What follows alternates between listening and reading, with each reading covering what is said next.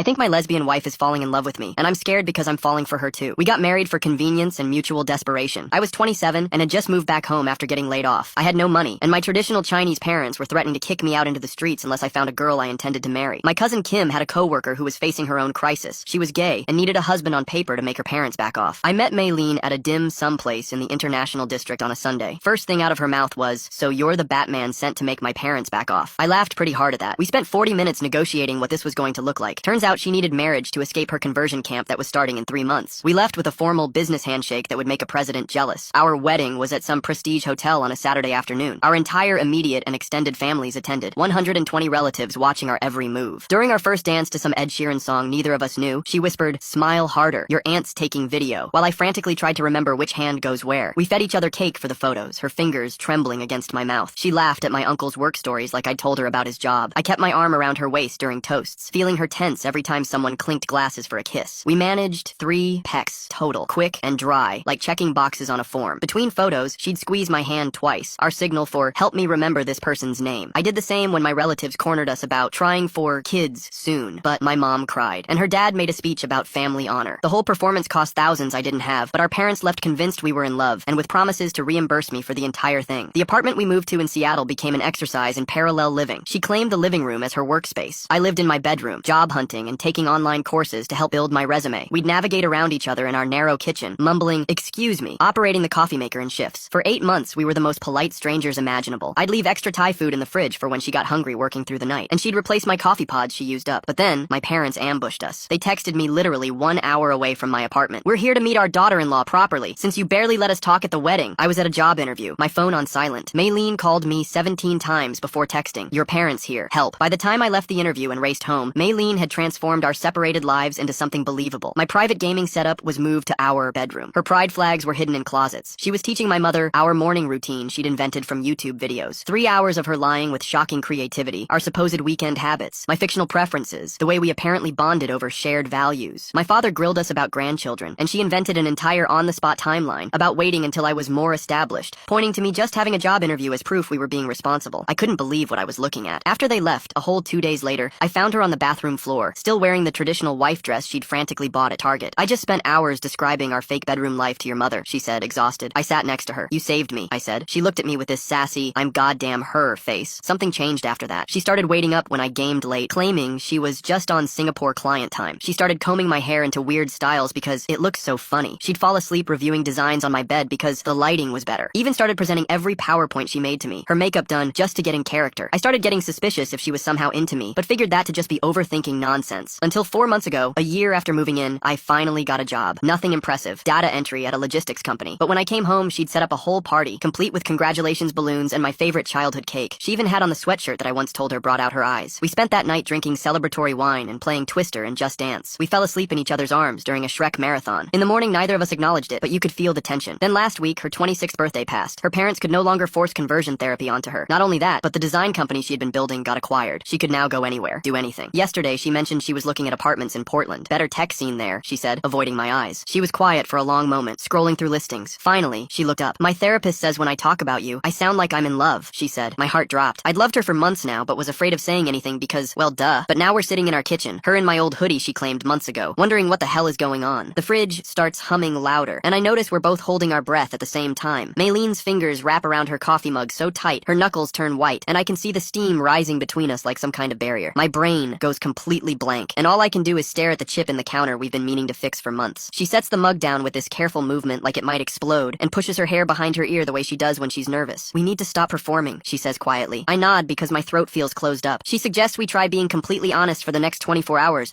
with no scripts or cover stories or pretending, and it feels way scarier than standing at that altar with all those people watching us lie. We shake on it like we're signing another business deal, except this time her hand is warm, and she doesn't let go right away. The rest of that day we circle around each other in the apartment, barely making eye contact, and I order pizza because neither of us can handle cooking. The next morning, she's already at the kitchen table with 2 notebooks and colored pens spread out like we're planning a work project. She slides one notebook to me and starts writing options at the top of hers in neat block letters. We sit there for an hour listing everything out like it's a business meeting with 3 columns labeled "Stay roommates," "Try dating," and "Separate." Under each one, we write pros and cons while drinking way too much coffee and avoiding looking at each other. She taps her pen against the paper and finally says we should table any big decisions until we figure out the practical stuff first, which makes sense, but also feels like we're both scared. Day 2 2 comes, and we're sitting on opposite ends of the couch with our legs pulled up, and she starts talking about how scared she is that her queer community would see her as a fraud for falling for her fake husband. I tell her I'm scared of what our families would do if this falls apart, and how disappointed they'd be after everything they've done for us. She nods, and picks at a thread on the couch cushion, while I stare at the ceiling fan going around and around. We order Chinese food, and eat it straight from the containers, while listing more fears, like how we don't even know each other's middle names or favorite movies that aren't Shrek. Day 3. I come out of my room at the same time she comes out of hers, and we bump into each other in the narrow hallway. We both freeze with maybe 6 inches between us, and I can smell her shampoo and see the sleep still in her eyes. My hand comes up like I'm going to touch her face, and she leans forward just a tiny bit, and then we both step back at exactly the same moment, like we practiced it. She says maybe we should go slow if we're going to try this, and I agree, even though every part of me wants to grab her and kiss her right there in that hallway. We spend the rest of the day in separate rooms texting each other stupid memes instead of talking. Day 4, she brings out her laptop and starts making a spreadsheet because of course she does, and we list all the ways we're tangled up legally and financially. Joint tax filing goes at the top, followed by health insurance through her company, and the lease in both our names for another 8 months. She adds, families think we're planning kids, and joint bank account for bills, and car insurance discount for married couples. The list gets longer and longer until it fills the whole screen, and we both just stare at it. I make us grilled cheese sandwiches, while she highlights the things that would be hardest to untangle in different colors. Day 5, she pulls up the Portland listings again on her tablet, while I open Excel on my laptop to run budget numbers for our current place. The early termination fee for our lease would be $3,000, plus losing our deposit, which would eat up most of my signing bonus and a chunk of her acquisition money. She shows me a studio in Portland that's half the size of our current place for the same price, and neither of us says anything for a long time. We both know staying means figuring out what we actually are to each other, but leaving means basically burning money we don't have. She closes the tablet and goes to her room without saying goodnight. The next week, my manager calls me into his office to explain the probation period rules since I'm still new. What's really happening here when Maylene says her therapist thinks she sounds in love? She drops this bomb right as she's looking at Portland apartments, which makes me wonder if she's testing him or protecting herself. The timing seems too perfect to be random. No time off for the next 2 months except for emergencies and mandatory overtime available that they strongly encourage taking. Any unexcused absences could mean termination, and I need this job too much to risk it, which means less flexibility for figuring out us. I tell Maylene that night and she nods like she expected it, but I can see her shoulders drop a little. We dig out our lease agreement from the filing cabinet she organized when we moved in and discover our renewal window opens in exactly 2 months. The paperwork shows the early termination fee in bold letters, plus all the penalties for breaking it before the term ends. We'd lose my entire savings and most of her acquisition money just to walk away from this apartment. She laughs, but it's not a happy sound, and says we're basically stuck together financially for at least that long whether we want to be or not. I pull out the tax forms since it's February, and we need to file as married couple, which saves us almost $4,000 compared to filing separately. Every form feels like another knot tying us together, and she keeps having to look up our wedding date because neither of us remembers it exactly. The numbers show how much money we save being married on paper, and it feels like the universe is laughing at us. She closes the laptop and stands up from the kitchen table, stretching her arms above her head before walking to the window and staring out at the rain hitting the glass. I stack the tax papers into a neat pile and notice her fingers drumming against the windowsill in that pattern she does when she's working through a problem. She turns around and pulls out her phone, opening the calendar app and creating a new event titled Relationship Check-In, scheduled for 30 days from now. Then shows me the screen with this half smile that makes my stomach flip. I add it to my own calendar while she makes us both coffee, moving around the kitchen with practiced efficiency, and we sit back down at the table where she pulls out a notebook and starts writing bullet points about what we should discuss at that meeting. The whole thing feels like we're planning a business merger instead of figuring out if we want to date, but somehow that makes it easier to handle. She writes, "Tell Kim" at the bottom of the list and underlines it twice before looking up at me. We both know Kim has been our biggest supporter through this whole fake marriage thing, sending us couple memes and asking about date nights we never actually have. I suggest maybe we should go on one real date first before telling anyone, just to see if there's something actually there beyond living together and pretending for our families. She nods and adds first date to the list, then crosses out "Tell Kim" and rewrites it below with an arrow pointing from the date. Her phone buzzes with another text from Kim asking how married life is treating us, and we both send back thumbs up emojis like we always do. 3 days later, we're walking around Green Lake on a Saturday morning, both still wearing our wedding rings because taking them off would mean explaining to anyone who asks why we're not wearing them anymore. She buys us coffee from the little stand near the parking lot, and we walk the whole loop, talking about actual stuff for once instead of logistics and bills. She tells me she's obsessed with horror movies, especially the really bad ones from the 80s. While I admit I watch cooking competition shows religiously, even though I can barely make pasta. We pass other couples holding hands, and she keeps her hands wrapped around her coffee cup, but when a dog runs up to us, she kneels down to pet it and looks up at me with this genuine smile I've never seen before. The whole thing is awkward, but also kind of nice, like we're teenagers on a first date instead of people who've been legally married for over a year. We plan a second date for the following weekend, something about checking out the new ramen place downtown, but then Tuesday comes and my manager pulls me aside about overtime opportunities that would really help with bills. The overtime shift is Saturday afternoon, right when we planned our date, and I know we need the money more than we need another awkward walk around the city. I text her about rescheduling and she sends back, "No worries, I understand." But when I get home that night, she's already in her room with the door closed. She comes out later to make dinner and we eat in mostly silence, both scrolling through our phones like we used to do before all this started. Thursday, she comes back from therapy with a whole list of homework her therapist gave her about setting boundaries in new relationships. She shows me the worksheet about no sleepovers for the first month, scheduled check-ins about feelings every few days, and clear communication about needs and expectations. We sit at the kitchen table again, going through each point like we're reviewing a contract, which actually helps because we're both better at following rules than figuring out emotions on our own. She tapes the list to the fridge next to our grocery list and the Wi-Fi password, making it just another part of our apartment's operating system. That night I open my laptop to message Kim about what's really happening between us, typing out this long explanation about how the fake marriage might be turning into something real, but we're both scared and confused. I delete it and start over, trying to sound more casual, but that doesn't work either. I write and delete 5 different versions before giving up and closing the laptop, because how do you explain that your business arrangement marriage is maybe becoming real when you're not even sure yourself? Saturday, while I'm at work doing overtime, my parents surprise FaceTime us, and Maylene handles it alone at first, slipping into our practiced routine about how I'm at work being responsible and building our future. When I get home, she's still on the call, so I join in, both of us falling into our performance without even thinking about it, her hand on my shoulder while we tell them about our week. After we hang up, we both feel gross about how easily we can still lie to them, and she says it felt like putting on a costume that doesn't fit anymore, which is exactly right. The next week, she schedules a virtual tour with a realtor in Portland, her laptop propped up on the coffee table, while she walks around our apartment showing the realtor what she's looking for in her new place. I sit in my room, but can hear her getting excited about the exposed brick and the big windows in one unit that's actually in her budget with a reasonable move-in timeline. She mentions the deposit would be due in 6 weeks if she decides to take it, and I realize our 30-day check-in would happen right before she needs to decide. We're back at the kitchen table doing our taxes together properly this time, entering all our financial information while discussing how we'd split the refund if we separate, which feels weirdly intimate considering we're talking about dividing assets. She jokes that we're the most practical maybe couple ever while calculating how much we'd each get, but there's something sad in her voice when she says it. Friday night is her company's acquisition celebration party at some fancy hotel downtown, and I go as her husband because that's still what I am on paper. Her co-workers keep coming up to tell me how supportive I've been of her career, how she talks about me all the time, how lucky she is to have someone who believes in her dreams. I smile and nod, but feel like a complete fraud since I barely knew about her work until recently. Just saw her typing away at her computer late at night without really understanding what she was building. During the speeches about the company's success, she reaches under the table and squeezes my hand, holding on longer than necessary while her boss talks about vision and dedication and taking risks. After the party winds down and we get home, she crashes on the couch still wearing her fancy dress while I clean up the takeout containers we'd ordered instead of cooking. 3 days later, she brings someone over from her book club, a woman with short purple hair and thick glasses, who looks at me like I'm some kind of science experiment. I actually stay in the living room instead of hiding in my bedroom like usual, pretending to work on my laptop while they sit at the kitchen table with tea and cookies. She's explaining our situation to her friend, and I hear her say we're complicated and evolving, which is way better than the total lie she used to tell people about us being madly in love. Her friend keeps glancing at me and asking pointed questions about how we met and why we got married so fast, but Maylene handles it smoothly, without making me sound like a complete loser who needed a fake wife to keep his parents happy. The next morning, we have our first real fight when she starts pulling her pride flags out of the closet where we'd stuffed them during my parents' surprise visit. She wants them back up on the wall, but I'm worried about more unexpected family visits since my mom has started dropping by without warning sometimes. We go back and forth for 20 minutes, her holding the rainbow flag like a shield, while I pace around trying to explain why this makes me nervous. She finally agrees to put them in her workspace instead of the living room, which isn't perfect, but at least we both stop yelling. Week 5 comes, and we decide to go to IKEA because her desk chair is broken, and I need a new bookshelf. The store is packed with couples picking out furniture together, and something about watching them debate coffee tables makes my chest tight. We're in the kitchen section looking at dish racks when I just blurt out that I've been in love with her for months. She freezes with a wooden spoon in her hand and asks for time to process this, then drops everything in our cart and walks straight to the exit. I'm really curious about this pattern where they keep treating their relationship like a business deal. Check-ins, bullet points, worksheets from therapy. Makes me wonder if they're both just scared to actually feel something real for each other right now. I follow her to the car, where we sit in silence for 5 minutes before she drives us home without buying anything. 2 days later, she tells me she's taking an overnight trip to Portland to look at apartments in person since the acquisition means she can work from anywhere now. I help her pack even though my hands are shaking, because what if she loves it there? What if she meets someone real? What if this is just her way of letting me down easy without having to reject me to my face? She leaves early Saturday morning, and I spend the entire day deep cleaning our apartment just to keep busy, scrubbing the bathroom tiles until my knees hurt and reorganizing the kitchen cabinets 3 times. That night, I can't sleep, so I vacuum at 2 a.m. and then feel bad about probably waking the neighbors. Sunday afternoon, my phone buzzes with a 3-minute voice memo from her saying, Portland feels freeing, but also lonely, that she misses our weird kitchen dance where we navigate around each other making coffee, misses having someone who knows she needs caffeine at exactly 3 p.m. without having to ask. I listen to it 12 times, memorizing every word and the way her voice cracks a little at the end. Before she gets back Monday evening, I reorganize the whole apartment to create more shared spaces instead of our separate territories. I move my gaming chair to the living room corner and clear space on the bedroom bookshelf for her design books. Small changes to show I want us to blend our lives more instead of living like polite roommates. She walks in carrying her overnight bag and stops in the doorway when she sees the changes, then drops her bag and crosses the room to where I'm standing by the kitchen counter. We kiss for real this time, not the dry pecs from our wedding, but an actual kiss that makes my heart pound. And right in the middle of it, my phone starts ringing with my mom's special ringtone asking about Chinese New Year plans. We pull apart and just laugh at the terrible timing while the phone keeps ringing. Week 6 starts with my mom sending WeChat messages about a fertility clinic her friend friend recommends, complete with success rate statistics and testimonials from happy couples. The family group chat explodes with my aunties offering advice about conception timing and which foods increase fertility. And when Maylene sees the messages on my phone, her face goes completely pale. We spend that evening researching how to handle this without telling our families the truth, finally deciding we need professional help to figure this out. The next day, we book a couples therapy session for Thursday afternoon to establish ground rules if we're really going to try dating while married. The therapist is this older woman who doesn't even blink when we explain our whole situation, just nods and starts asking practical questions about boundaries and expectations. We agree on dating while keeping separate bedrooms for now, having weekly relationship check-ins, and not telling our families anything until we're absolutely sure what this is. Friday morning, I go to my manager's office to negotiate a more predictable schedule so I can actually plan dates without getting called in for surprise overtime. He gives me partial success. No more last-minute weekend shifts, but I still can't take any real time off for another month because we're short-staffed. I'll take what I can get though, because at least now I can make plans without worrying about work ruining everything. That same afternoon, Maylene gets a call from Portland HR asking about her relocation package details and whether she's moving alone or with a spouse, because the benefits are completely different. She puts them on speaker while pacing our living room, and I watch her hands shake as she asks for more time to figure out the paperwork. They give her a week, but warn that spouse benefits include moving costs, temporary housing for two, and job placement help for me. She hangs up, and we both stare at each other knowing this changes the math on everything. 2 days later, she's working on a design pitch for a new client and asks me to look at it since I've been studying their industry for my data work. I tell her straight up it's too safe, looks like every other corporate pitch I've seen, and she needs to take more risks with the color scheme and layout. She gets defensive immediately, says I don't know anything about design, and storms off to her workspace. But I hear her clicking around making changes all night, and when she presents it 3 days later, the client loves the bold new direction. She comes home with the signed contract and admits I was right, but that my delivery sucked and I need to work on not sounding so harsh. We celebrate with takeout, but the Portland question hangs between us like a wall. Saturday morning, we sit down with my laptop to research what divorce would actually look like if we went that route. The Washington State website is brutal with its requirements. Minimum 6 months waiting period, thousands in legal fees, division of assets we've already mixed together, health insurance complications, and tax implications that make my head spin. We spend 3 hours going through forums and legal sites, finding out we'd need separate lawyers, court appearances, and documentation, proving we've been living separately, which we obviously haven't been. We close the laptop and don't talk for an hour, just sitting on opposite ends of the couch processing how tangled our lives have become. The next week, I come down with the worst flu I've had in years, probably from stress and not sleeping right. Maylene doesn't hesitate for a second, just starts bringing me soup every few hours, making sure I take the medicine on schedule and sitting with me while I'm burning up with fever and rambling about random stuff from my childhood. She wipes my forehead with a cold cloth and stays up all night when my fever spikes, and somewhere in that haze of being sick, I realize this is already real, whatever we want to call it. When I'm better, I text one of her queer friends asking if we can meet for coffee, because I need to apologize for the position our fake marriage put Maylin in. Her friend meets me at a place near Capitol Hill and doesn't hold back, explaining how Maylin lost credibility in some spaces, how people questioned if she was really gay, how some friends stopped inviting her to things because they thought she'd sold out. I listen without making excuses and own my part in it, admitting I didn't think about those consequences when we made our deal. Her friend says Maylene never complained, but everyone could see it hurt her. That weekend, we finally tell Kim everything over dinner at her place, the whole messy truth about our feelings, the confusion, the Portland option hanging over us. Kim laughs so hard she almost chokes on her wine and says she knew something was different when we stopped complaining about each other at work functions. But then she gets serious and warns us our families won't handle any changes well, especially if we divorce or if Maylene moves away, and we need to be ready for that storm. Monday morning, our lease renewal notice shows up with 2 options: 6 months at a 30% higher rate for the flexibility to break it, or 12 months at our current rate. Both feel massive when we don't even know what we are to each other yet. The landlord wants an answer in 3 weeks. We pin it to the fridge next to the Portland offer that's been staring at us. 2 weeks into this whole mess, Maylene gets the formal Portland job offer with all the details. $20,000 more than she makes now. Full relocation package, moving stipend, and a senior designer title. They need an answer in 2 weeks. She prints it out and leaves it on the kitchen counter, where we both have to see it every single day. This piece of paper that could change everything. I try to be helpful and suggest we could do long distance if she takes it, that I could visit on weekends when I can get time off work, maybe even look for data jobs in Portland eventually. She shakes her head and points out we haven't even figured out what we are at close distance, and trying to maintain whatever this is across cities seems impossible when we can barely talk about it in the same room. We table the discussion, but it comes back up every time we're in the kitchen together. Then yesterday, my mom calls to announce they're coming for dinner next week to discuss our 5-year plan for the family. I know exactly what this means. Questions about grandchildren, pressure about buying property, lectures about career advancement, and probably a slideshow my dad made about successful couples in our extended family. Maylene overhears the call, and the dread on her face matches exactly what I'm feeling, because we both know this dinner is going to be brutal, no matter what we decide about Portland or our marriage or any of it. We spend the next week preparing for my parents' visit, like students cramming for finals. Maylene makes flashcards with answers about our future plans, while I practice deflecting questions about babies. We sit at our kitchen table running through scenarios, where my mom asks about fertility clinics. I pretend to be my dad asking about our savings for a house down payment. She plays my mom wanting to know which room would be the nursery. We agree on one hard rule, that we won't promise anything specific no matter how much they push. Every night after work, we quiz each other on our stories to keep them straight. She writes notes on her phone about which relatives we supposedly visited last month. I make a list of fake weekend trips we've taken together. We even stage photos around the apartment to look more couple-like, She moves her skincare stuff into my bathroom, and I put my gaming headset in the living room. We practice sitting closer on the couch and holding hands without it feeling weird. The night before the dinner, we're both so nervous we can't sleep. There's something interesting about how they're treating this dinner prep like a performance, when their whole relationship started as one big show for their families. Now they're making flashcards and staging photos like students cramming for a test. But I wonder if they realize they're basically doing the same thing they did at the beginning. The difference is they actually care about each other now, which makes all this pretending feel different somehow. I hear her pacing in her room at 3 in the morning. When the dinner finally arrives, my parents show up 20 minutes early. My dad immediately starts talking about his coworker's son, who just had twins. My mom pulls out her phone to show us baby photos from my cousin's new kid. We make it through the appetizers with just small talk about work and weather. But during the main course, my dad brings up fertility treatments his friend used. Meline puts down her fork and calmly says we're not discussing that right now. The silence stretches so long I can hear the clock ticking in the kitchen. My mom's face goes red and she starts to argue, but Meline doesn't budge. I back her up saying, we have our own timeline that works for us. My dad stands up and says we're being selfish about giving them grandchildren. They leave before dessert, my mom crying and my dad not saying goodbye. After they're gone, we sit in our kitchen surrounded by all the uneaten food. Malin starts laughing in this broken way that turns into crying. I reach across the table and take her hand for real this time. We talk until 4 in the morning about what we actually want. She admits she's been falling for me since the birthday party. I tell her I've been in love with her for months. We decide to try being a real couple for 3 months as a test. No telling our families yet. Just us figuring out if this works when it's not fake. It feels scary, but also like the first honest choice we've made together. That night we share a bed on purpose for the first time. There's nervous laughter about which side of the bed we each want. She likes the left side near the window, and I prefer the right near the door. We lie there stiff as boards at first, neither of us sure where to put our arms. Eventually she rolls over and puts her head on my chest. I wrap my arm around her, and we both relax into it. We fall asleep like that, and wake up still tangled together. The next week I mess up the inventory system at work, and have to stay late all weekend to fix it. Instead of just disappearing like I usually would, I text Maylene about what happened. I ask if we can move our Saturday plans to next week. She texts back that she'll bring me dinner at the office instead. When she shows up with Thai food, I realize this is what real couples do. They adjust plans and support each other through boring work problems. Meanwhile, her new company integration hits problems when the design teams fight over creative direction. She comes home ranting about how the Portland team wants to change everything. I start suggesting ways she could compromise or present her ideas differently. She stops me mid-sentence and asks if I can just listen instead of trying to fix it. We make a new rule that night to ask if someone wants solutions or just venting. It takes practice, but we start getting better at knowing what the other person needs. We find a couples therapist through my insurance who specializes in complex family situations. In our 3rd session, she helps us plan how to tell our families something closer to the truth. We set a goal to tell one parent the real story within 3 months. Just thinking about that conversation makes us both feel sick. The therapist gives us homework to practice being honest in small ways first. Our lease renewal comes up, and we have to decide whether to commit to another year. The 6-month option costs $300 more per month. We sit with our laptops doing the math on what we can afford. The financial strain would be real, but having an exit option feels necessary. We decide to split the extra cost based on our income percentages. I pay 40% since I make less at my data entry job. She covers 60% with her design company salary. Signing that lease feels like another step towards something real. Her company offers her a remote work trial for 3 months. She can stay in Seattle but has to fly to Portland once a month for meetings. The trial might hurt her chances at the promotion she's been working toward. She takes it anyway and tells me she wants to see where this goes. I can't believe she's choosing to potentially slow her career for us. We decide to tell Kim that we're officially dating for real now. We meet her for coffee and explain that what started fake has turned into something else. She laughs and says she's been preparing cover stories for months just in case. Having someone else know the truth and support us feels huge. She promises to back us up if our parents start asking questions. The relief of having an ally makes both of us tear up a little. 2 weeks pass with us figuring out how to be a real couple while still dealing with fake marriage stuff. Malin decides to make pad thai one evening, and I help chop vegetables while she stirs the sauce. She holds up her phone to take a picture of us cooking together and posts it to Instagram without thinking much about it. Within 10 minutes, both our phones start buzzing like crazy. My aunt sends 12 messages in a row, analyzing how close we're standing. Her mom screenshots the photo and circles where our shoulders touch. My uncle texts me that we look happy and asks when we're having kids. Her cousins flood the group chat with baby name suggestions. We turn our phones to silent and keep cooking, her hand finding mine between stirring the noodles. That night after dinner, her phone rings, and it's her dad. I watch her face change as he talks, her shoulders getting tighter with each word. She tries to explain that we need time, but he keeps cutting her off. He tells her she's dishonoring the family by not giving them grandchildren yet. When she mentions her career, he gets louder, and I can hear him through the phone from across the room. She tries one more time to explain, but he hangs up on her. The tears start immediately, and don't stop for an hour while I hold her on the couch. She keeps saying she thought things would be different now that we're really together. Around midnight, we end up sitting on the bathroom floor, just like we did after my parents ambushed us. The cold tiles feel familiar under us as we lean against the tub. We talk about how being in love doesn't make our families less complicated. She points out that her dad will still expect grandchildren whether our marriage is real or fake. I mention that my mom will still show up unannounced no matter how much we actually care about each other. We make a plan to save money in case things get worse with our families. She suggests keeping her Portland job offers as backup options if we need to escape. We agree to keep trying, but also stay practical about what might happen. The next week, I open our shared calendar on my laptop and type in real first date, my choice, for Saturday. She gets the notification on her phone and accepts it with a heart emoji. No questions about where we're going or what we're doing. Just trust that we're going to figure this out together. Our families are still complicated, and her career weird decisions are still hanging over us. The pressure for grandchildren isn't going away, and neither are the surprise visits, but we're choosing to try anyway, one real date at a time. Appreciate you sticking with me while I rambled through all that. Hopefully I didn't get too nosy with the questions. Catch you next time. Like the video, it helps more than you think.